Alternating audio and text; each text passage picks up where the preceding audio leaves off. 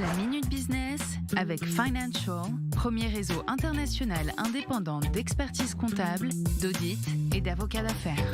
Bienvenue dans la Minute Business sur i24 News et une tendance bien visible ces temps-ci. Tout est alloué, tout et parfois n'importe quoi. Vous allez nous dire, Gilles Belaïch, notre expert. Gilles, bonjour. On a vu cela pendant le confinement, des piscines, des jardins, des jacuzzis qui sont alloués parfois pour seulement quelques heures. Oui, alors tout ça est né de Airbnb qui a une valorisation, rappelons-le, qui est de 30 milliards de dollars. Et puis on a commencé à se dire que c'était pas assez et que on profiterait bien d'un jardin, d'un feu de cheminée, d'une péniche, d'un jacuzzi, d'une piscine, tout ça pour quelques heures, une demi-journée ou une journée, et que tout ça n'était pas proposé en termes de services. Donc de nouveaux produits qui arrivent avec le quotidien de chacun et des revenus complémentaires aussi pour tous ces particuliers qui peuvent le proposer. Donc de nouveaux modèles qui sont exploités par des sociétés qui surfent aujourd'hui sur ce business. Oui, les deux grands acteurs sont WePeps et Swimply. On va starter sur Swimply qui a été fondé par Laskin, qui est un jeune Israélien qui à l'âge de 15 ans est parti et qui s'est dit que tout ça méritait d'être valorisé.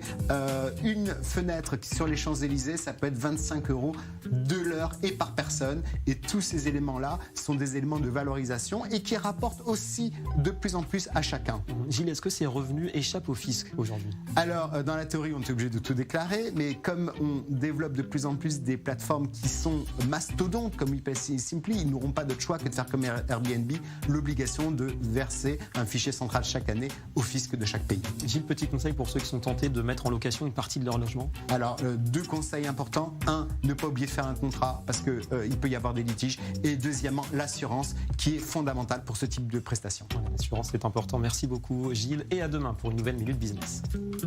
C'était la Minute Business avec Financial, réseau international indépendant, présent sur 5 continents, expertise, audit, légal et taxes.